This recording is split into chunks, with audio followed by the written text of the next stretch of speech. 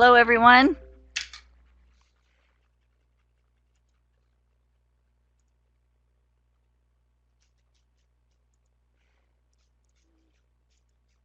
All right, I'm hoping this thing goes away here eventually, and then I don't have to see this anymore. There we go. Whew. Okay.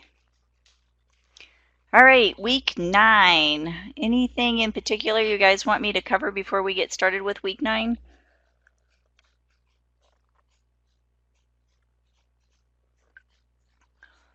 Everything?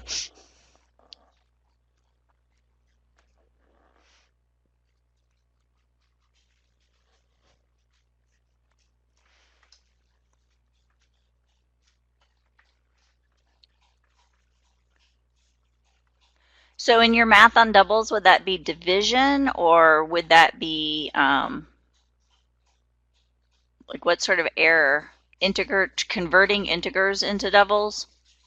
Is that where your error is? Okay. Well, we only have like 19 slides, so it should be a pretty quick thing, and then we can work with some math. And maybe you can think of some examples that you've encountered, and then that way I can address something that's maybe relevant to what you're trying to do. Okay.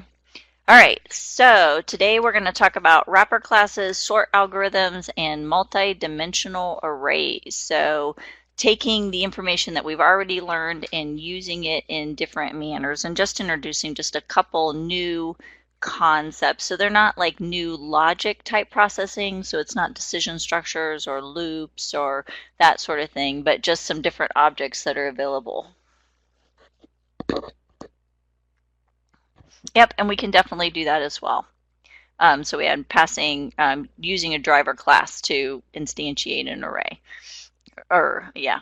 And okay, so wrapper classes. So you see in the array list that that array list requires that we use an object, right? So an array, we can use any sort of data, primitive data or object data, and we can build arrays of either type of data in that regard. But an array list specifically requires an object. So we cannot use primitive data when we're creating arrays. We can only create array lists. We can only create array lists of objects. But there's times when you would want an array list to have primitive data in it and not specifically an object. And so that's where Java has come up with what's called wrapper classes. And so what these are is that it's a class that just wraps itself around your primitive data and converts it into an object as opposed to just being primitive data. And so for the 4 different primitive data types that we've been using, the integer, double, char, and boolean, we have corresponding wrapper classes. And these wrapper classes have pretty much the same name, with the exception that an integer is spelled all out as opposed to abbreviated, and character is spelled all out also as opposed to abbreviated. And then remember that because these are classes, that they're going to have a capital letter on the front and not a lowercase letter like our primitive data has. So these will be classes, so you can create objects from these wrapper classes, and they do have some methods available to them. So let's just go to the Java docs and take a look at one of these. I think I needed to not have a space in there for it to come up the way that I want. Well, we'll see if this will get us to where we want to go. Yep. Okay, and we want like an integer. So let's see if we can find integer. Here's the integer. So it gives you a description of what it's got going on. And then just a couple, these are fields, I guess. Here's our constructor. And then actually there's quite a few classes here. So it allows us to compare two integers, I guess. We can decode a string into an integer. We can check for equality from one integer to another integer. We can take a string and retrieve an integer from a string value. So there are quite a few methods that are available to us. Now these are all accessor methods. They're not going to be mutator methods, so they're not going to change the original value. But there are some, and predominantly what you're going to use is the parsing method that parses it from like an integer to a string or string to an integer, that sort of thing. But yes, so wrapper classes takes primitive data, converts it into an object that we can then use in constructs such as the array list. So it's not only the array list, that's just the only one that we're using in this class. Okay. So as I just said, there are some Java docs, so you can actually search on the Java docs and then find the corresponding class and see what are available. So as, for example, parse integer converts a string into an integer, the compare, the dot equals. So there are some different class or methods available with these wrapper classes. Now, in order to get your primitive data into the object or into this object that we can use, you'd have to call the constructor, right? So to call the constructor, it would be integer and then give your object some sort of a name, new int equals new integer, and you pass it your value, whether it's primitive data or string data that you're doing, and this would create for you an object containing integer data of the value 10.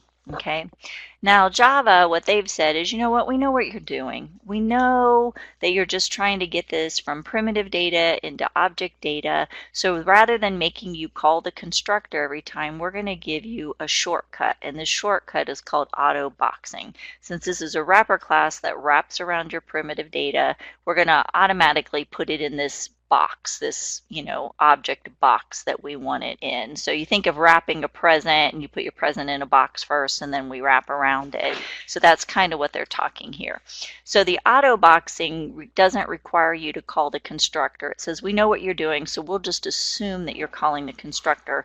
So if we say integer with a capital I, so this is our class, our data type, right? But it's a class because it's capital I and fully spelled out integer, new int equals 10, even though 10 is primitive data, it's going to automatically stick it in that box, wrap it up, and make it into an object and not require you to call the constructor. Okay, so here we have integer x equals 10, so this is defined as primitive data, right? And then we have here integer new int equals integer sub x, so this is calling the constructor, so this would certainly work. Or you can just say integer new int equals x, and even though x was defined as primitive data, it's going to automatically convert it from primitive data to an object for you, and now your new int contains the same value that your primitive data x did, but new int is an object, an integer object, versus x is primitive integer data.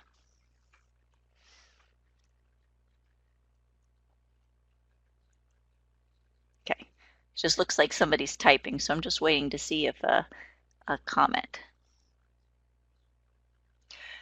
Correct, Owen. So that's a great thing to know. So in this previous example here, X is still primitive data. This is now an object, 2 different locations in memory. Okay, so this X primitive data exists in one memory location. This X, this new int object exists in a different memory location. So if I change the value of X down here, I set X equal to 11, it has no impact on our new int object. Okay, excellent, excellent comment and observation there. All right. Now, likewise, taking it the opposite way, if we want to take a value that's an object and convert it back to being primitive data, that would be called auto unboxing. So typically we would have to call a method. So here we have integer.newInt equals new integer sub 10. So we created our object calling a constructor.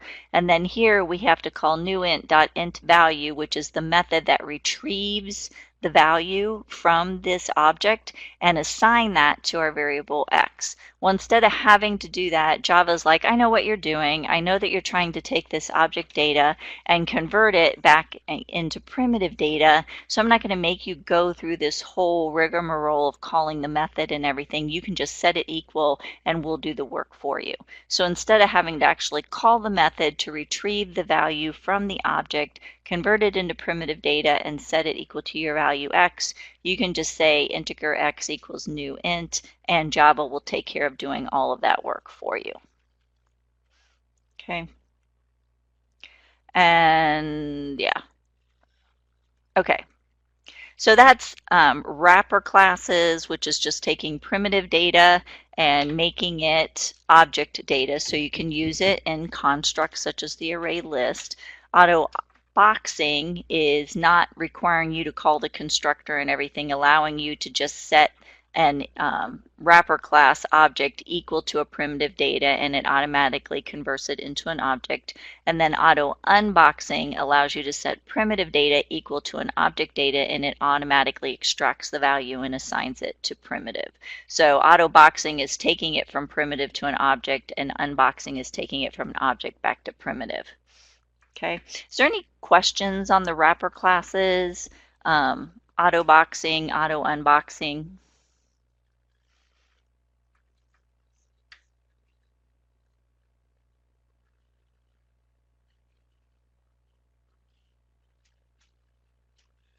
Well, in the real world, if you're doing an array list, you're going to have to use a wrapper class. Well, if you're not using one of our user-defined data classes and you needed to store primitive data in it, you have to use a wrapper class.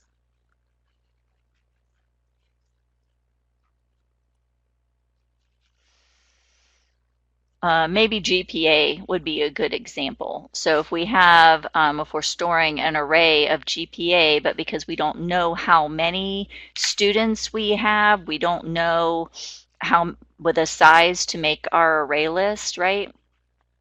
So we could define an array list that would hold GPA information, but we can't store just double data in it. We have to store a double object in it. So we would need to define it as double data in that regard. Does that make more sense to you?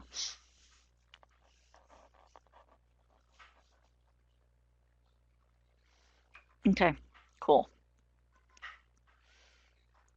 All right, sort algorithms. So in chapter 14, there's actually this excellent reading guide. Has anybody been using the reading guide this semester? It's very similar to the book. It's just that the course manager took the reading guide and kind of summarized the different chapters. So it actually doesn't matter where you click on this, you're going to get the same exact reading guide, right? So you can click on week 1, week 9, whatever, the same reading guide comes up. It just each week tells you what sections you want to read. So if you click right here on the reading guide, it brings up a PDF version here that our course manager kind of synopsized the Big Java book, okay? If you go to chapter 14, 14 is searching and sorting. So if I can get down here to chapter 14, where are you at? Chapter 14. Okay, here we go. So chapter 14 is searching and sorting. And so in particular, we're going to be looking at different sorting algorithms. So let's make sure I not get out of my head. So we have selection sort. So 3 sorting algorithms in particular. So there's the selection sort, and what that does is it divides the array into 2. Everything that's sorted is on the left and everything that's unsorted is on the right. So it sorts things, it sorts the highest down to the lowest, essentially from left to right. Well, I guess it depends upon how you're sorting, if you're sorting ascending or descending. But anyway, it shifts everything that's sorted over to the left, and everything that's to the right remains unsorted. Okay, the insertion sort does the same thing. It kind of divides the array into 2, but it also finds where to insert the next unsorted item. So it takes kind of things one step further. And then the bubble sort does the opposite. It bubbles everything to the right into the correct position as opposed to things on the left. All right, so if we take a look at the reading guide, where did you go, Mr. Reading Guide? Okay, so we have the selection sort here, and then they actually give you an algorithm right here. And what I really want to stress is this algorithm is correct, okay? This is the correct algorithm for the selection sort. Now, it is expecting, so here you go, Matthew, here's kind of an example. It is a method that's been written. It is expecting an array to be passed into it. So you define this is going to be an array containing integer data. and then you pass in the left and right boundaries. So the left boundary is going to be 0, the right boundary is going to be the upper boundary of the array, or it might be, yeah, the upper boundary of the array, okay? And then it processes through this array, sorting everything as it goes. Oh, it's the length, so the right boundary is actually the size of the array, okay? And then this is how it would work. If we had these values in order, it's going to move along and it will actually flip the 8 and the 2 position. So it's whatever sorted comes over here. So 2 is the lowest number. So it moves 2, finds out that 2 is the lowest number, and then it flips the first number with 2. So 2 comes in the front, and then it only needs to worry about sorting these guys. And then it will find, okay, 3 is in its correct position. It'll go 4 is the next position, so it flips 6 and 4. And then it looks 6 is the one that needs to move, so it flips 6 and 8. And then it flips 7 and 8. And then it checks one more time and realizes everything is sorted and it's done. Okay. The second sorting algorithm is your insertion sort here. And again, it's taking in the array, the left boundary, and then the length of the array. And again, here we go. It's going to just flip 3 and 8. It's like, which one's lower? 3 is less than 8, so let's flip it. And then it compares 8 and 6. 6 is less than 8, so let's flip it. It compares 8 and 2. But 2 actually is less than everything, so it goes, so what it does is it goes move 3 and 8 and we're done. And it goes, okay, compare 6 and 8, 6 is less than 8, compare 3 and 6, nope, 3 is less, so don't move anything else. And then we get to here, compare 8 and 2, 2 is less, flip it, compare 2 to 6, that's less, flip it, compare 3 to 2, that's less, flip it, and you end up with 2, 3, 6, 8. And then we compare 8 and 4, 4 is less, flip it, 4 and 6, 4 is less, flip it, and we end up with 2, 3, 4, 6, 8. And then we will flip the last one, which is our 7 and 8, and then we're sorted. Okay. And then last we have the bubble sort, and they've actually given you 3 different versions of the bubble sort, each of which is more efficient than the previous version. Okay. And again, they're giving you the algorithm right here, and these algorithms are 100% correct, all right? So they give you the algorithm, and what it's going to do is bubble up the highest number. So it takes a look, okay, 3 and 6, flip them, and then it keeps bubbling 8 up until 8 is here. And then the next time through, it will work and it'll bubble. It'll keep looking. Oh, 7's in the right position, and it won't change it. And then it'll check the next one and it'll keep moving 6 until 6 ends up, and it keeps bubbling up whatever value it is to the left until eventually it's all sorted and no more swaps take place. Okay. Now, if this is challenging to understand, there are some great YouTube insertion sort dancers. Okay, so these guys are like 3 or 4 minutes, so I'm not gonna show the whole video, but you can come out here and you can look at these, and they show you different numbers. And so we've got some interesting music, but they'll actually dance through the whole sort, okay? And they will dance through it, and you can kind of watch how they're doing, and it'll give you a good visual. Or there's all sorts. There's like Hungarian dancers, or there's just little sticks that move. But you can definitely come out to YouTube and search for like insertion sort or all sorts of different things. YouTube selection sort. So yeah, here's like music, you've got all sorts of different things. So you can actually get a visual for how these look, and you can get a greater understanding. All right, so how do we determine the best sort? That is such a great question. Let me end my slideshow and see if I'm going to tell you the answer to that today. I am not, but I'm going to tell you the answer next week. How's that? Maybe not very satisfying. But what there is actually a big O notation that gives you efficiencies on sorts. and it helps you determine what sort is the most efficient. And the reality is, I think the insertion sort is the most efficient of all the sorts. So there's actual calculations you can do, and we're going to go into that in greater detail either in week 10 or week 11. So we'll talk a lot about the big O notation. I'm pretty sure it's next week. But yes, and then it also depends too on how much data you have. I mean, if you just have a couple hundred records, you can just pick any of the sorting algorithms. If you have a large number, millions of records, then you're going to want to use the most efficient, which is the insertion sort. Okay, so there you go. They say never use the bubble sort, which is so funny because that's like my favorite sort. I don't know why, but that's the one that I always use and as an example. So apparently it's a bad example. I may have to flip and start using one of the other sorts. But definitely if you look in the book, the insertion sort is the most efficient of the sorts. Okay? All right.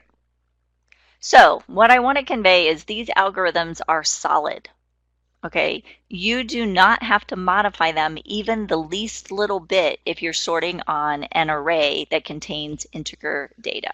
You can go out to this, well, you have to find it again. Let's see, where's it at?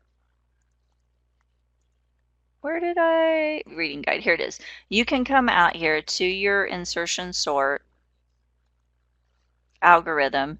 You can highlight this, copy it, pull up whatever you have. You may have to do a little bit of formatting to get it into the correct order again.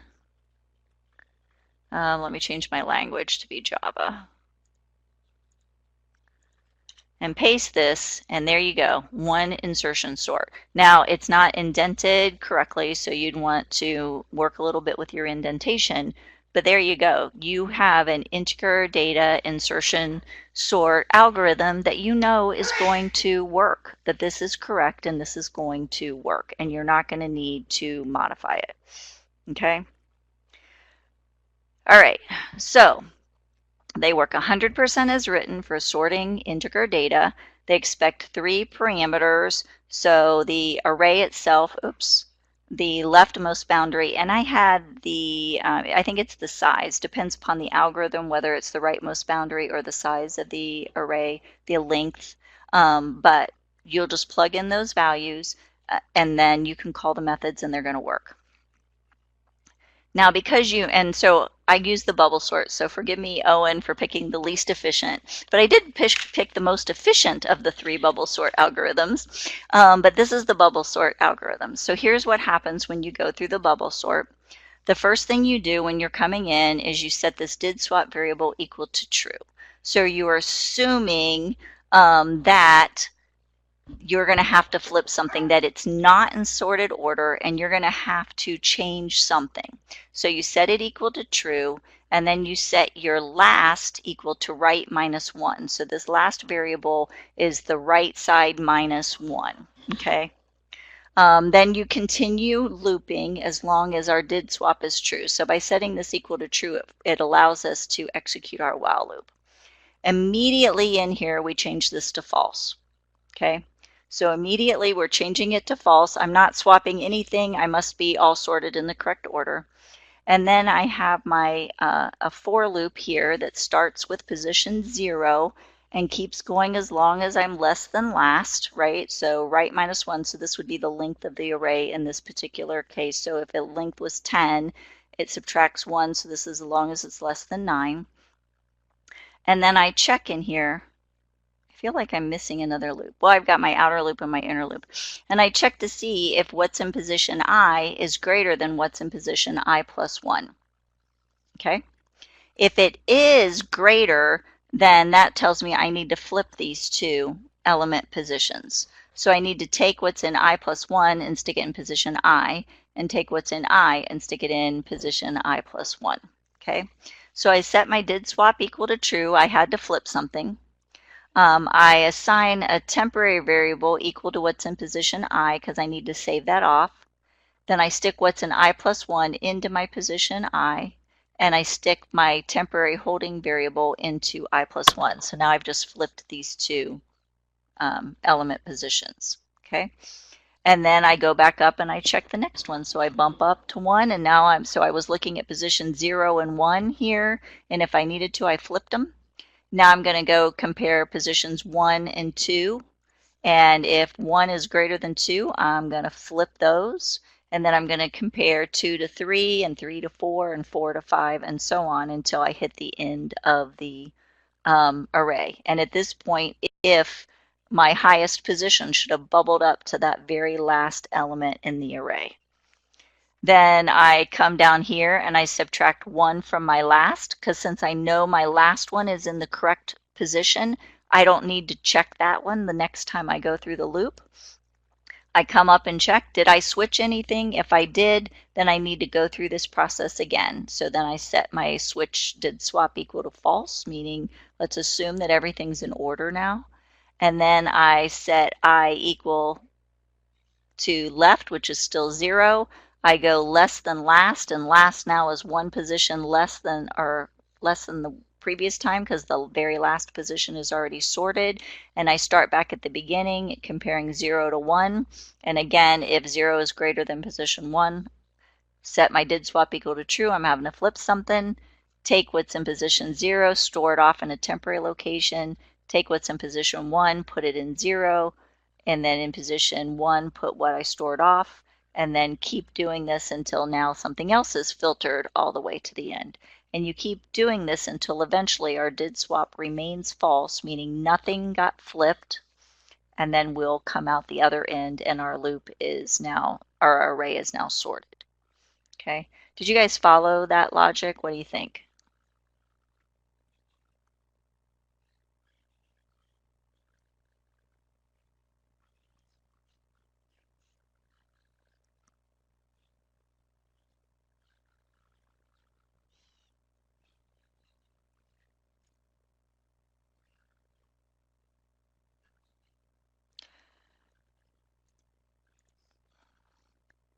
Integer array is the array that you're sorting. Integer left is your leftmost boundary. So the leftmost boundary of every array is what? Is always 0 because it's the first. So the leftmost, like I'm physically, you guys can't see this, but I'm physically holding up my left hand and my right hand so that I can see. So your leftmost boundary is the first element in your array, and the first element position is always element position 0, okay? The right is going to be the length of your array. I believe it's the length, and not the actual element. So if you have 10 elements in your array, then right is going to contain the value 10. So it all depends upon what your array contains. If it has 100 elements, the left is always going to be 0 and right will be the length, which is 100. Okay? So as we're coming through here, we're going to use this last variable, which is set to right minus 1. So if we had 100, last becomes 99. And so left is always 0, so it would be 0 and then less than 99 here. Okay? So it all depends upon the size of your array, what those values are going to contain. Yeah.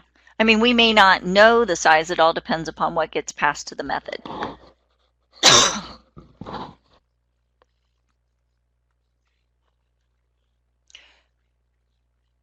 Right contains the length of the array, yes.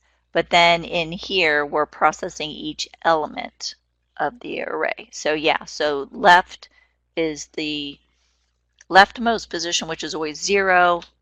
Right is the length of the array, and last is what element we need to go up to in our searching, that anything beyond last is already sorted. Okay.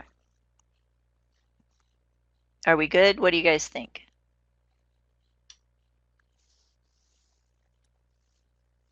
Okay. All right. So, and here's the bubble sort. This is just the picture right from the book, but I would encourage you just to go to YouTube and search for, you know, dancing or bouncing balls or visual or something like that and use those. Last semester, the students found those to be much more helpful than looking at this. It takes longer because they're like 3 to 4 minutes, but I think it's a better visual. Okay, so here's what I want to get to. This works, right? This algorithm, I copied this right from the reading guide, pasted it into my PowerPoint, did the indentation because I lost my indentation in translation. As you can see, pasting it in here, I lost my indentation. So you have to redo your indentations, but everything else is there logically good. So if we wanted to change this from integer data to, say, string data, this green part is what we're interested in right here. Okay, this is our focus. This other stuff is cool, and we don't have to make a single change to it. It's just this inner part right here.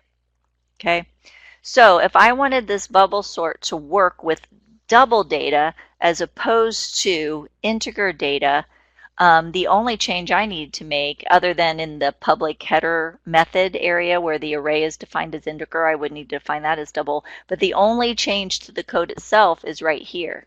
Because this temporary value that I'm storing off the value of position I temporarily so I don't lose it when I replace it here, I define this as an integer. And if I have double data, I need to just change this. So the only change I need to do is the data type right here, change it from integer to double. And now this bubble sort works with sorting double data as opposed to integer data. Okay, that's the only change. If I'm going to work with string data, as opposed to integer data, I have two changes I need to make. I need to change my comparison because, again, we're dealing with strings. We're dealing with an object. So I can't just say, is one object greater than another object? I need to call the method to compare those. And the string data, it's the compare to method that I will use for comparison. So array sub I dot compare to array sub I plus 1.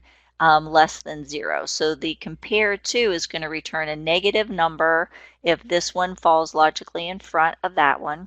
It will return a 0 if they're equal, and it will return a positive number if this one falls in front of that one. So I'm just looking array sub I dot compare to array sub I plus 1 less than 0, and that means I need to flip them. Okay, so I need to change this because I'm comparing string data as opposed to numerical data. And then again, I just need to change this temporary variable, the data type, from data type integer to data type string. And this sorting algorithm will work. Okay, so I don't have to change anything else, just those two lines to make this sorting algorithm work for string data. Okay. Now, if I am changing this to work with an object, I'm going to need to do just a little bit more work, okay? But still, the logic of that sorting algorithm is solid. So what I'm changing in this case is I need to drill down to get to the value that I want to sort, okay? So I'm not sorting necessarily at the object level, I'm going to drill down. So for instance, if we take our player class, right? Maybe we want to sort in the order of leaders, right? Who has the lowest number of under par value, right? So we want to take their scores, and whoever has the lowest score is what I want to sort on. Well, the player class would have that information for me, right? But I can't just compare player 1 to player 2. I need to get to that value, that score, and then compare the scores. So how that would look is whatever our data type is, so here like player score 1 equals, and then I would go to my array and call the player method that would retrieve the score for me. And then player 2 is an array position I plus 1, so I would go there and get the score for player 2, and then I can compare those two values. And then the data type would be whatever. So if this was a player, this would be player temp equals array sub I, and I change it. So if you have an array that contains object data, other than the string, right, but object data like a player or a course or whatever else we have, then you just have to do a little bit more work because you need to retrieve the actual value within that object that you're sorting first, then compare that, and then again make sure that this is the same data type as your object. Okay, do you guys follow this? What do you think?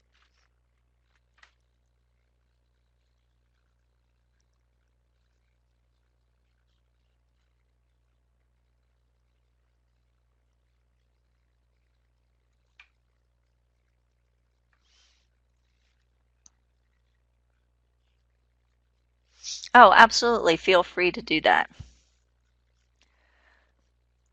Okay, so bubble sort. So now we're going to switch and we're going to convert it from working with an array to working with an array list. Okay, so if we're working with an array list, again, that public statement, we would define that with an array list as opposed to an array. Here in the if statement, this is the format for accessing an array. So we need to change that to use the methods for an array list. So an array, you do the square brackets and then you do the element position inside of the square brackets. And an array list, you have to call the get method. So here we have array sub I and array sub I plus 1. Here we're going to have array.get I plus 1. Okay. This stuff remains true. Here, it's whatever our data type is, and because we know an array list has to contain objects, not primitive data, it would be integer with a capital I as opposed to the int primitive data definition. And we have to do array.get sub I here. In this case, we're going to have to call the set method because we're setting a value. So we're going to set I equal to what's in position I plus 1. And then here we're going to set what I plus 1 equal to what's in our temporary variable.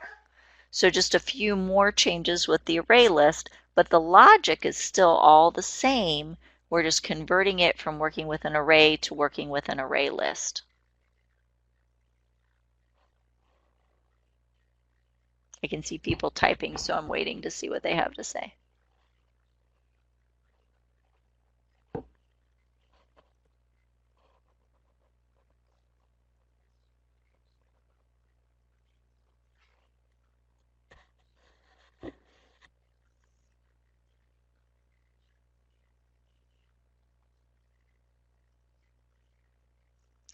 In terms of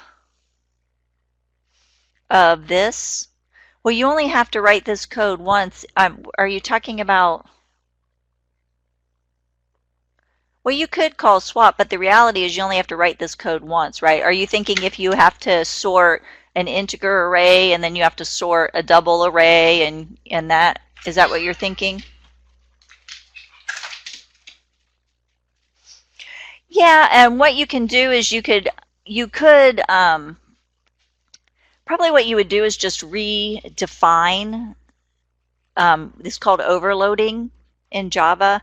So you would overload your bubble sort method.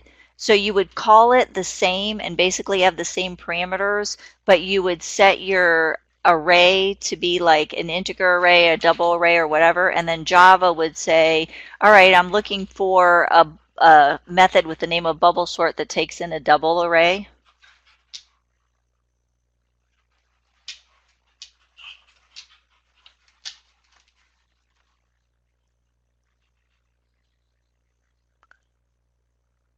You could definitely see the problem is this variable right here that has to be defined the correct data type and this guy right here as well. But what you can do is, so if I wanted this, let me just delete this other stuff so we're only seeing this. If I wanted to be able to sort, say, integer data and sort double data, I can do what's called overloading it. So rather than defining it as an integer here, I can define it as a double right here. It would have all the code inside that would be relevant to sorting integer, and this would have all the code that's relevant to sorting double. But they both have the exact same name. So when you're calling it, you just call the insertion sort, but it's what you pass to it as your explicit parameters that tells it which version of your insertion sort that you want to define. If that makes sense. Now, yeah, because it's the data type. The data type part is what throws you off, because you have to define the data type inside of your method. So yeah, so this is called overloading, and you'll get into that in 121. more so than what we do here. Okay, so this does our array list with integer data. And I guess too, so this just shows you integer data, but the same thing would hold true if you pulled out the version that we did with double data, or the version that we did with string data, or the version that we did with objects. You just need to convert, each one of these statements to be from referencing an array to referencing an array list. But the algorithm itself, so what I'm really trying to get at you is these algorithms work as written. So if you wanted, you're going to actually write some sorts yourself. You'll do a sort in Lab 5. You'll do a sort in, I don't know that it's in homework 9. It might be in homework 10, but you're going to do a sort. You don't need to reinvent this wheel or try to write it all from scratch. Go to the reading guide and copy it out, and then just modify it for your needs. Okay, and then likewise, these are all sorting in ascending order, so lowest to highest. If you wanted to flip it and sort from highest to lowest, you just change this. Instead of doing greater than, switch it to less than. And now you're sorting the opposite direction. Okay. Any other questions on the sorting algorithms?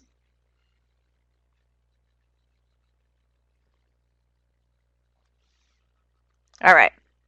Multidimensional arrays. So believe it or not, there are multidimensional arrays, and they can go out probably to 256 dimensions, which is way more than we would ever want to do. But what you do with the two-dimensional arrays, you're going to find the number of rows, you're going to find the number of columns. So whatever data type you're storing inside your array, you'll have 2 here. If it was a 3-dimensional array, you'd have 3. If it's a 4-dimensional array, you'll have 4. But you have the open and closing square brackets. The name of your array equals, then new, whatever your data type is, and then you give it your rows, you give it your columns. If you had 3 dimensionals, you'd add on a third one there. 4 dimensionals, you'd add on a fourth one there, and so on. Okay, to access these, so here's how you would define it. Integer rows equals 5, integer columns equals 6. We define them as integer here with the 2 sets of square brackets. Array name equals new int, supplying our rows and columns, so 5 rows, 6 columns. But to traverse it, we're going to have to use a nested array. Okay, or I'm sorry, nested loops. So on the outer, we're going to traverse our rows for I equals 0, I is less than rows, I plus plus. Our inner, we're going to traverse our columns, j equals 0, j less than columns, j plus plus, and then to access it, array subname I and j here. Okay, so these are not that uncommon to use multidimensional arrays. I'll use them for quite a few things, actually. So for instance, using vaccines, so there's some, so it would be for some sort of a table, or maybe you have a, I'm trying to think what would be a good thing. Like if so in ours we use vaccines, and then you have to have multiple shots per, like hepatitis B. There's 3 series in the vaccine, so we might list a hepatitis B, and then you got it on this date, kind of doing, it would essentially be a table that you've got in there where you have, the vaccines down one side, and then the parameters that go with the vaccine go across in your rows. Okay. We don't do it anymore, but in a previous version of the class, you actually wrote like a battleship game. So you would use the multi-dimensional array, the 2-dimensional array, to set up your battleships and then to hunt for the battleships and so on. Or you could use it for a tic-tac-toe game as another great option for using multi-dimensional arrays as well.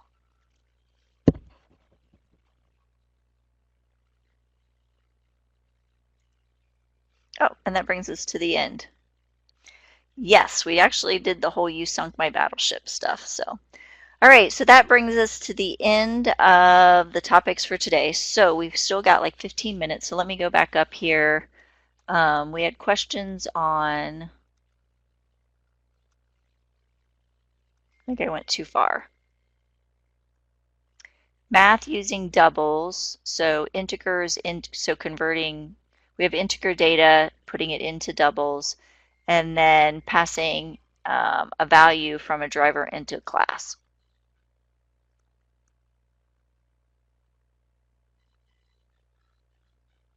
Okay.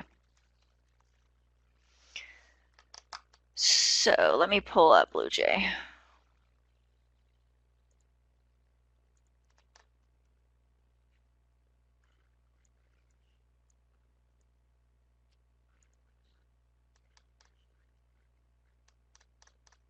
Trying to just figure out what I want to do here. So we'll just do a week 9 examples.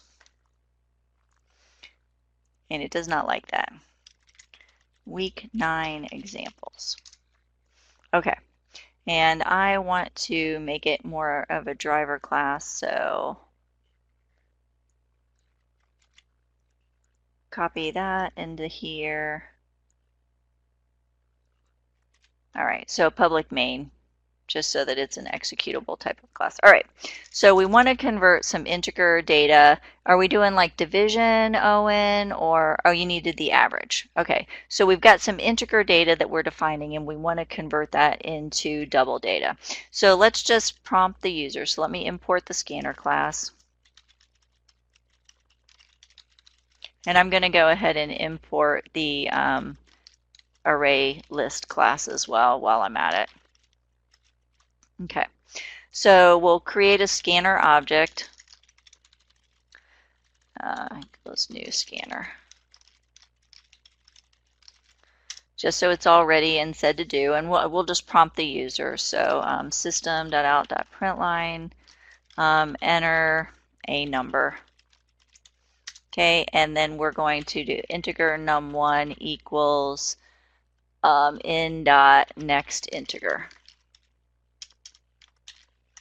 Okay, and then I'm going to enter, I'll just say enter first number so that it shows a difference there. So then we will enter second number. And we'll make this num2. Okay, so now we've got 2 numbers. And then we can divide the 2. So we'll just divide them normally. And so we'll just say double result equals, and I know this isn't going to work, num1 divided by num2. Okay, and then system.out.println division equals plus result. Okay, so real quick, easy, dirty, nothing much to it, but let's compile it. Yay, always happy when it works. Okay. So enter first number, so we'll enter 14. Our second number, we can make 7. Well, that's not good. 8. And we get 1. And we get 1 because we've got integer division, right? Both of them are integers. So integer division is going to ignore our decimal places and just give us 1. So we have a couple options as far as converting this into double data to make sure that we're getting the result that we want. We can use the quick and dirty 1.0, so we can multiply our top version. So we can do num1 times by 1.0. Now I enclosed it in parentheses to force the multiplication to occur before anything else. And even though it should work, right, it should do that because the order of precedence would be, you know, start from right or left to right and go across, and multiplication and division are at the same level. I personally I like those parentheses to just reinforce that what I'm doing. So let's compile that. And then let's run it. And our first number was 14, and our second number is 8, and now that gave me 1.75. Trying to see if I can make this font bigger, but I think I have to do that over here.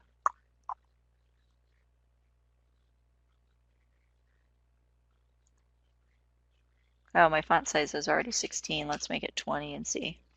A little bit bigger. There we go. All right, so that did work for me. Where I put it, but I put it in parentheses. I'm not sure if that shouldn't really make a difference. I can also do it the opposite way. Well, let's just leave this here, and I'll just copy this. And instead of multiplying on this end, I can definitely multiply on the other end. Now, in this case, I definitely am going to need my parentheses because I don't believe it's going to work. I think I'm just going to get the number if I do it this way. So let's just compile this. I think I'm just going to get 1. And let's run it. Okay, 14 and 8. And see, I get 1. Now, the reason I'm just getting 1 here is because it's going to perform this division first. And after it's divided, then it's going to multiply the result of the division by 1. And because both of these are integers, it's going to give me integer division and then multiply by 1.0. And so my answer will be 1, not 1.75.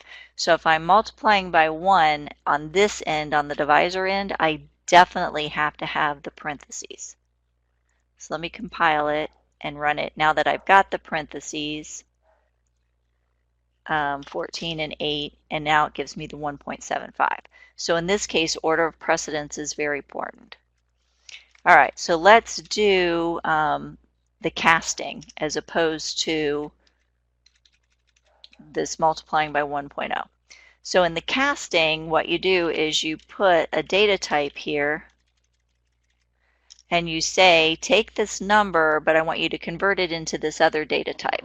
So we put this double in front of the num1, and then it should convert this into the data type double. So let's see how that works.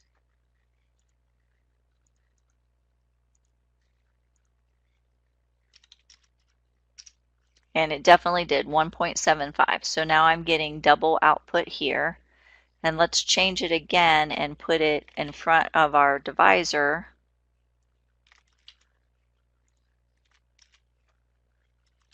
And see what happens there.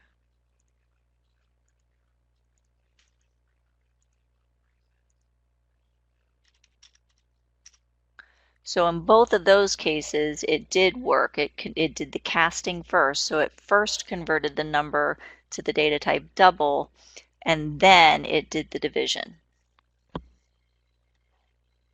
Yeah, I'd actually have to probably see your code in order to know for sure what was going on with it. But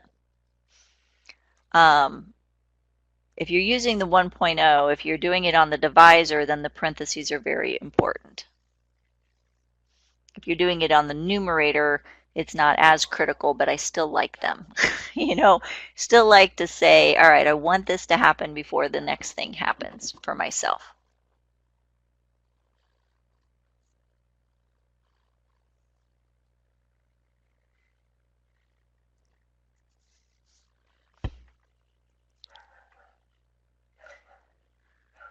All right, so Matthew, you had a question on, formatting it to 2 decimal places. There is, let me just Google it. Java format output. I want to say it's so there's decimal format, which that was great. So I was very impressed, Owen, that one, you looked up, you know, probably had to use some Java docs or some examples. Printf, the printf formatting. This is actually in the book, this printf stuff as well. So like %s, comma, %s, hello and world, it'll take hello and put it wherever the % is, and world and put it where the % is.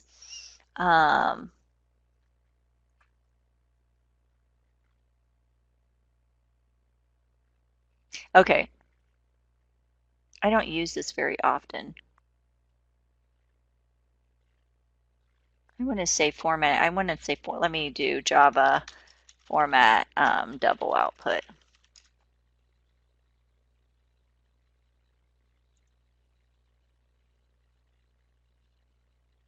Yeah, here's the printf, or the format are equivalent to each other. So you use this %f and you tell it how many decimal places you want.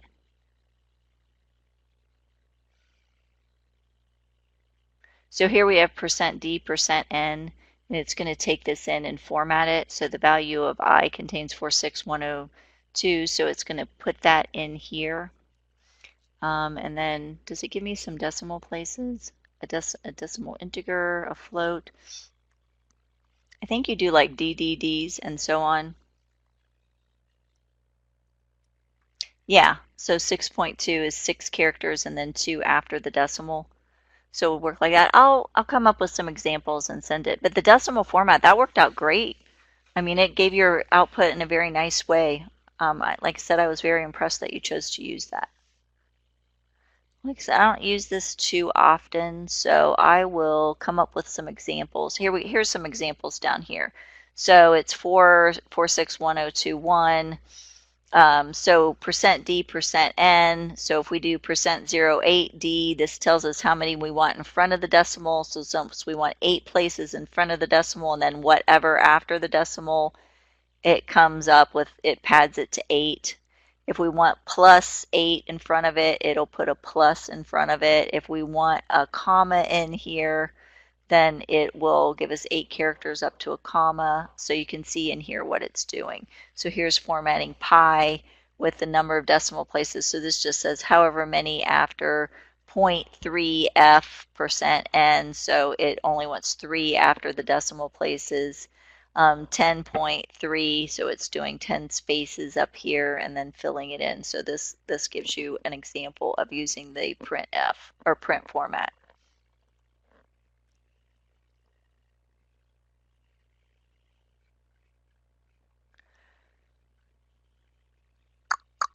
That is a great question. Since it's a system.out format, I am not sure that you can just return that because it's not setting it equal to anything. So I think it's just printing that to the console.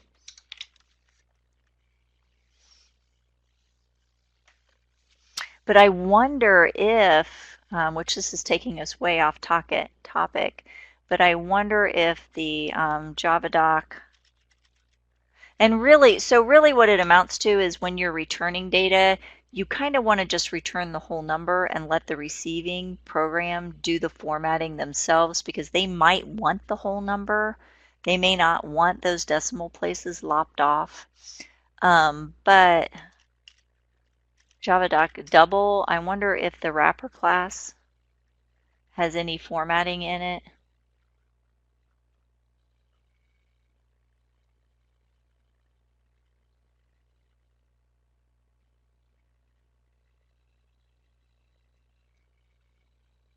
It doesn't do any formatting.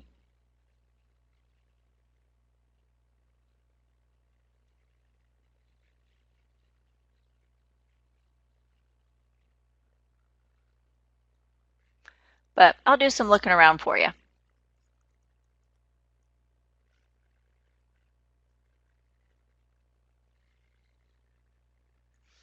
Yep, cool. All right, so Matthew, you wanted to know about passing data to when you're in the driver class in here, right? So are you thinking that we're using an object, so we're using a constructor to create an object, and then we want to, so you want to pass in an array or an array list to an existing object that you have out there somewhere. Okay. So I know we don't have a homework assignment that does that. Or are you just playing around with something yourself? Or are you thinking that you should be passing?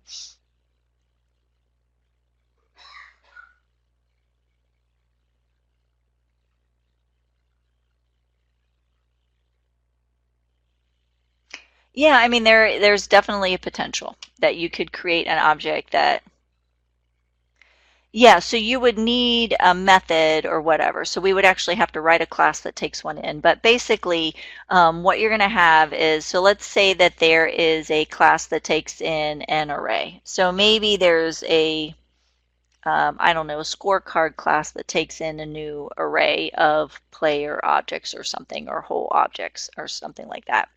So what you would need to do is you need to have a method wherever that accepts it.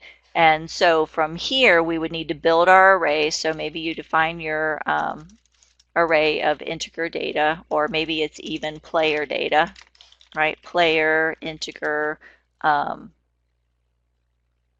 you know, temp or playlist. Oops, player list. Not spelling well at this point. Player list equals new player and this has 100 potential players, okay? So we would define that list, and then let's say that we have this scorecard that we can pass it an array of players, and it would then use it somehow in our scorecard. So we've also created a scorecard object. So scorecard temp card equals new scorecard. Okay, so we created our scorecard object, and then we would need to have some method written in the scorecard class. So it'd have to be temp card that set player list, and we would just pass it our player list. Okay, so you can just pass it like that. When you're passing it, you're just passing the value that you've created, like the variable that contains whatever data you have. Now on the back end, our scorecard in a completely different program, so I'm just putting it here because it's convenient, right? But on a completely different program in a completely different class and a completely different everything, you would have a public void set player list, and in here you would define it's going to be a player array, and so that's your data type, player array, and then you're going to give it some name in player or maybe in list. Okay, and then this, there's no semicolon there, this method that exists in your scorecard would receive in this player list, would come into the in list, and now it could process it. So it would process it however it needs to go.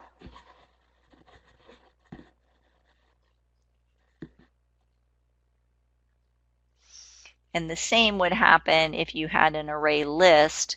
You would define your array list just like you would, just like we did that array.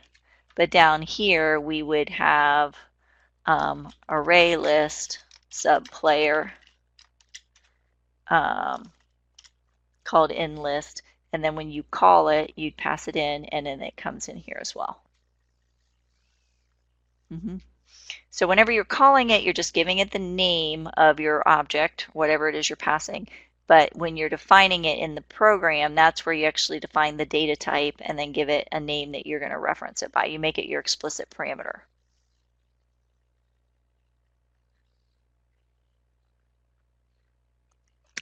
Yeah, Dylan, that's the only thing you did need to change in homework 8 is verifying that you only had the 15 entries in your test case. So if you were checking to make sure that you didn't go beyond 15, that is the only test that you needed to, or the only change you needed to make with regard to the array list.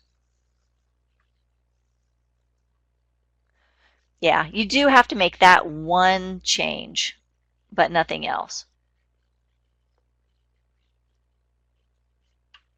Oh, yeah. Oh, and so in here, because I've got this in list, so now I've got this list that came in. So in here, I could definitely say, well, for, you know, integer I equals 0, I is, sorry, I is less than my in list dot length, I plus plus, well, I mean, if this is an array, I'd have to go in list size, right?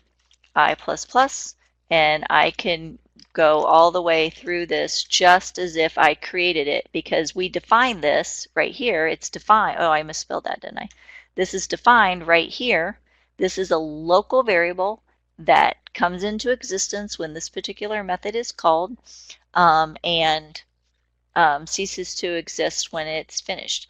Yeah, don't worry about that, Dylan. I won't take points off for that particular option.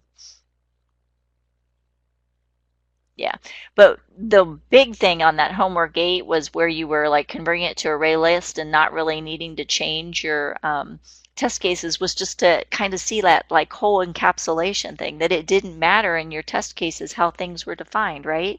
It's the whole, you know, you didn't need to know your test cases worked, whether it was written as an array or whether it was written as an array list. And so I always think that that's kind of like the best way to really demonstrate the whole encapsulation black box kind of a thing.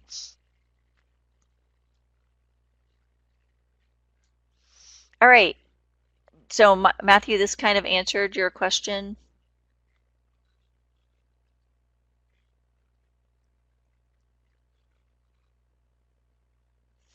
Yes, so Lab 3 was indeed, its reputation continues, huh, as being the most challenging. Yeah, so, yep, Lab 3 is a doozy for sure. But the good news is you will not spend as much time on Lab 4 or Lab 5. Not that they aren't as complex, but you guys have just really come an amazing distance in this class, right?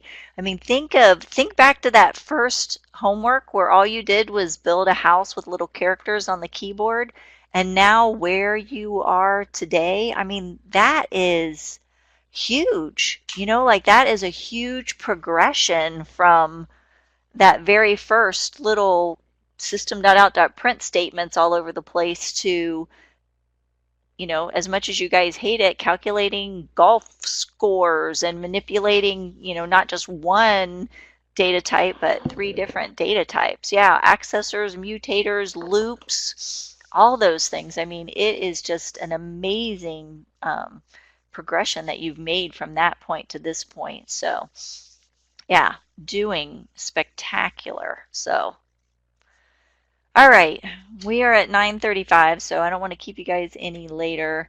Um, we'll introduce Lab 4 next week. You can definitely start reading up on it if you want to, just to kind of get a heads up on it. If you run into any questions, certainly let me know.